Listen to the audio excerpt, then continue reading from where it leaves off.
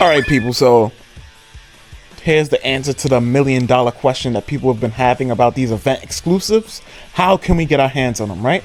So this is for the people that's actually going to be able to attend. If you don't already know, I'm gonna swipe through these pictures and so you can find out or understand how to do it. I'm not gonna read it to you. You can see it for yourself. I'm gonna go slowly.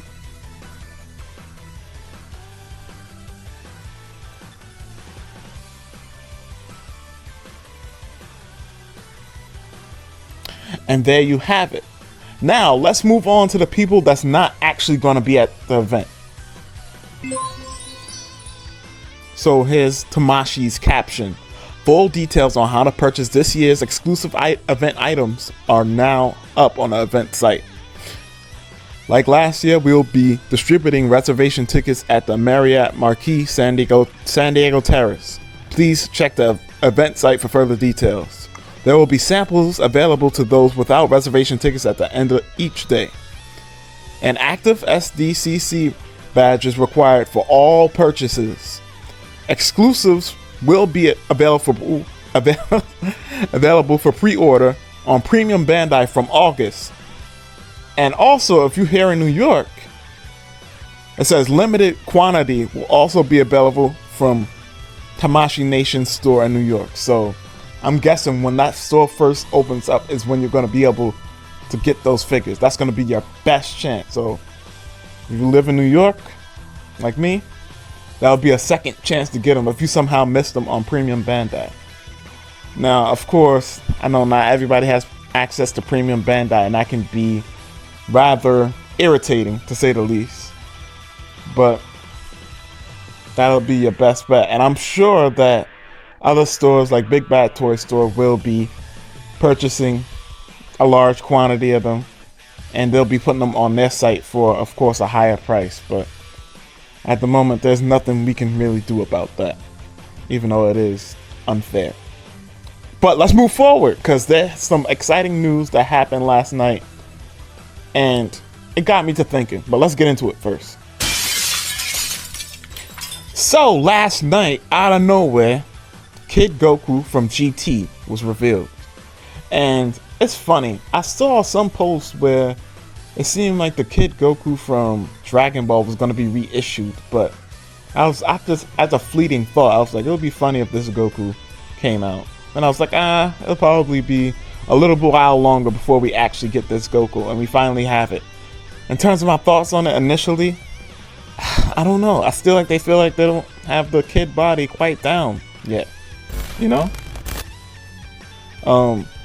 And when I first saw it, I was like, the hair sculpt looks good, everything looks good enough, but it was something that was like throwing me off. And when I got to this picture, I was like, it's the neck. The neck, I don't know. I think they need to go back to the drawing board with the neck. Is the neck absolutely horrible? No, it's not absolutely horrible, but by S.H.Figuarts standards, this isn't the best neck that they've had. As my man Sayura said, it looks kind of just like a peg there. Like, it's not no shading or any subtle sculpt work, because it's not like he had a super defined neck as a kid. But something, if you're a sculptor or what have you, you know, different, even people that don't have super definition to them, there's still very subtle definition that makes a difference when you're sculpting. But yeah, it's a bittersweet release for me, because I feel like it could be better. Like I said, hair sculpt is awesome. It seems like they're going for the super angular, detailed style of hair moving forward when it comes to these Saiyan characters, because that's a reoccurring thing I've noticed since the 3.0. But and all, it looks decent, you know. It doesn't seem like it has any ab articulation, but he's such a small figure that I always try to keep in mind, when you're trying to put articulation onto a small character, it can be difficult. So, you know. But with that being said, let's move forward, because there's more stuff to look at, especially with in regards to third party in this particular figure, and y'all might already know where I'm going with this. Okay, so we're on a Tamashii Nations website, and I really just came to this website solely so we could look at the 3D view of the figure, you know, with more than just the pictures. And that shoulder joint looking real iffy. Oof. But one thing I will say, the face plates on this figure does look very nice. It's like the individual parts are done very nice, but when they all came together, certain parts it just didn't come out how it should have, I think, you know. But I'll still be getting the figure. I don't think it's a horrible looking figure. And by the way, I forgot to go over some of the details, which we'll go back and look at. But I just wanted to give the 3D view, a 360 view, my bad. So real quick, I just wanted to take y'all through the details for this figure. And since S.H.Figuarts Son Goku GT scheduled release is January 2024, MRRP 55,000 yen, 5,500 yen, my bad. And pre-orders will open, well, tomorrow, July 14th, but it'll probably be July 14th in Japan, not necessarily everywhere else per se. But yes, just wanted to give you guys those details, but we still got some more stuff to go through, as well as a little discussion, so I'm trying to hurry up and speed through some of this. So now we're on the official Dragon Ball website, and we have some details that differ from the details that we saw in the Instagram caption for the GT Kid Goku, right? And here we are. Scheduled release is still January 2024. Now the price is different. Before it was 5,500 yen, it is 6,600 yen. So, you know, that's what, 1,100 yen more. And of course, details on the set contents: main body, 3 optional expression parts, 5 optional hand sets, optional head part, optional clothes part. Now I don't think we've seen the optional clothes part, unless I'm blind as a bat or something. And the Kamehameha effect. Now, one thing I was hoping for with this release is that we'd get a Super Saiyan head sculpt, or Super Saiyan 3 head sculpt. But you know, if they start including extra stuff like that, you never know how they release it. It could be a premium Bandai exclusive, which leads me to my next point. This seems to be a general release. Who knew? It's been a while. Like, when we get general releases now it's like, yo, it's a Christmas miracle. But with that being said, I also wanted to talk about this next thing, and the fact that as soon as I saw this, right, we're gonna scroll up and look at the pictures on the site. As soon as I saw this, I was like, I think this all of a sudden makes that demoniacal fit adult GT Goku a lot more relevant, because now we have the kid version. And the whole time when they first revealed that Goku, like a month ago now, I was like, this is the most random announcement ever, because the real thing that we was waiting for was that future Gohan and that 3.0 base Goku.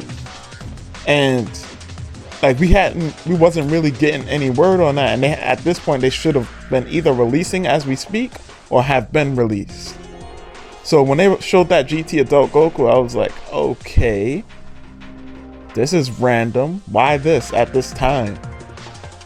And now, my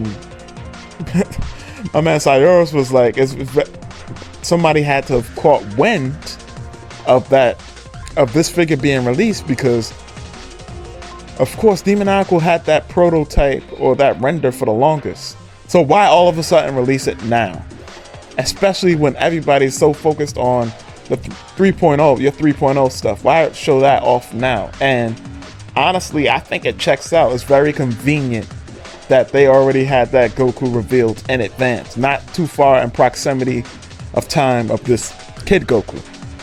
So that goes to show that some of these companies may actually be knowing stuff beforehand. Wouldn't be surprised if they had all kinds of insiders and these action figure, I guess, warehouses, or what do you call it, factories. I was blanking. But with that being said, I don't know. This is very interesting. Whenever I see seemingly out of the blue stuff now from third party, I'm gonna be looking at it with a side eye, like, yo, why are you releasing this all of a sudden? Is this in relation to something that you know is gonna come out later on from the official company? So this was, and all, like I said, good release, or not good release, cool reveal. Certain things that can definitely be fixed. Like I said, they still, I don't think, have quite gotten that smaller body down, and I understand that can be difficult because it's only because you have such a limited amount of space to work with on the figure. You know, implementing articulation and doing certain things with these small figures can be very difficult. But at the very least, hip hip hooray for a general release, right? Until next time, this has been Bombastic Plastic. Stay fantastic. I think I covered everything I need to cover.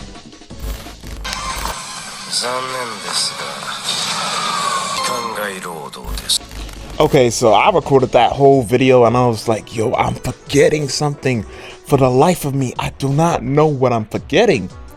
And it was basically the implications of what this GT release means.